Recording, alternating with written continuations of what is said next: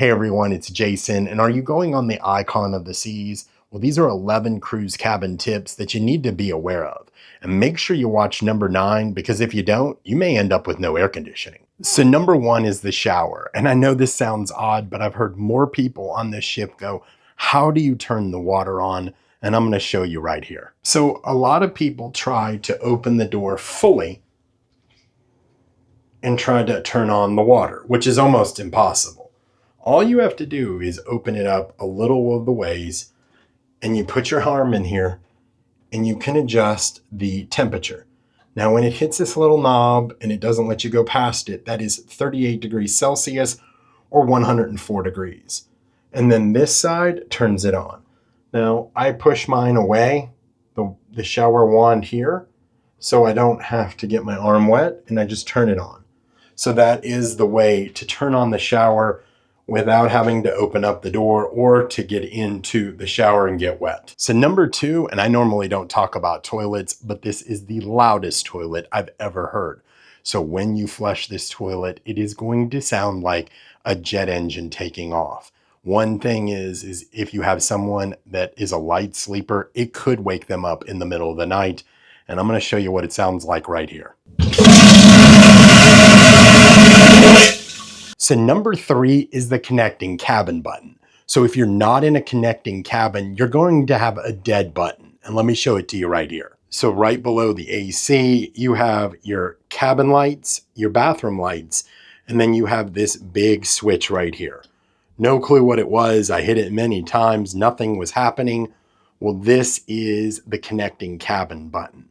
So what that does is it releases and locks your cabin door to allow it to be a connecting cabin.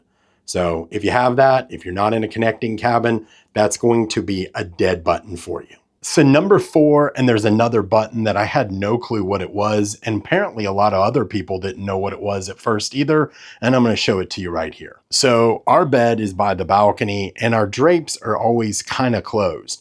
And if you look right here, it's kind of hidden, this little silver button. And I was like, what is this for? And I had to click it, did nothing in the cabin. Click it again. So we went out in the evening on the first night, and there is a light on the balcony on the Icon of the Seas. Most ships, or a lot of ships that I've been on recently, do not have this because they're trying to save energy, but apparently the Icon of the Seas does have one. So that silver button right by your balcony door that sometimes is hidden by your drapes is for the light for the balcony. So number 5, and I think the Icon of the Seas has done an awesome job with USBs. There's only one big problem with them. They're extremely slow charging. So you do have USBs right by your desk area. You have 2 USB-As. You have 2 USB-Cs here, but it takes forever to charge. So I use this Anchor charging block. It's about $30. It has 2 USB-Cs and a USB-A. I charged my iPhone, was 28%, went to 94% in 25 minutes. Tried it with the USBs here on the ship, and it took over an hour and a half to get to that same charge. Might be just something aware of if you like to have your electronics or you like to be able to charge quicker, this Anchor charging block, and it will be in a link in my description. So number 6, the refrigerator or cooling box on this ship is tiny. So there is one tip that you're going to want to do, especially if you buy any of the 1-liter Evian bottles. So as you can see, it is a tiny refrigerator on the Icon of the Seas. And we take out that shelf right there so we can fit the 1-liter bottles in there. You can only fit about 4 1-liter bottles.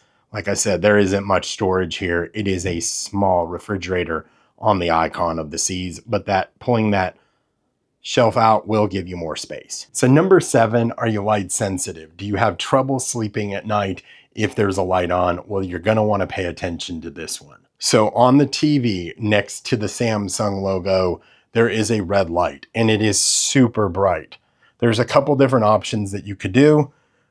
You could bring some blue tape and cover it up, or you could do as we do and bring a sleep mask. Those are a couple different options, but like I said, if you're light sensitive at all, you're going to want to know about that. So number 8, and I know Royal Caribbean was trying to do something different by putting baskets underneath the wardrobe in the cabin. Well, unfortunately, when you pull them out and pull them back in, it sounds like fingernails on a chalkboard. It's a terrible sounding thing. And so what we did is we stacked them up and put them underneath the bed, and we don't hardly use them at all.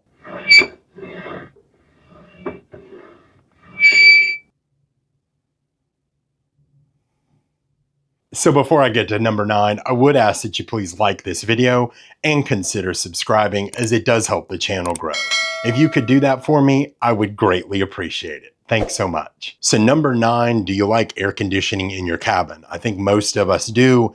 Well, if you hit this button, it will shut off your air conditioning in your cabin, and you may not even know about it. So I'm going to show it to you right now. So these are the controls right here. You see that you have morning, evening, movie, and sleep.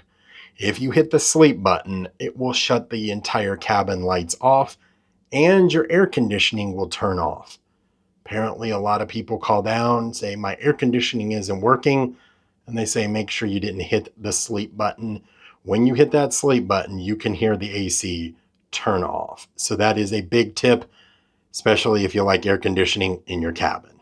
So number 10, and let's talk about the air conditioning again. Personally, I like to have my room cold. And what you'll find is, let's say that button isn't hit, the night button. What you're going to want to do is check the vents.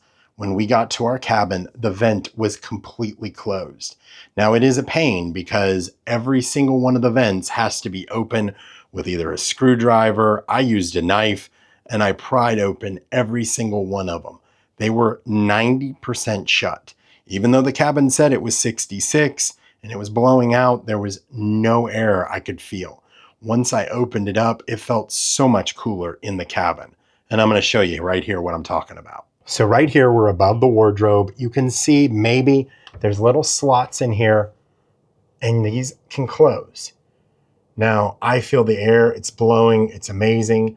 But when I first got to the cabin, there was no air conditioning at all blowing out of here because every single one of these slots was closed.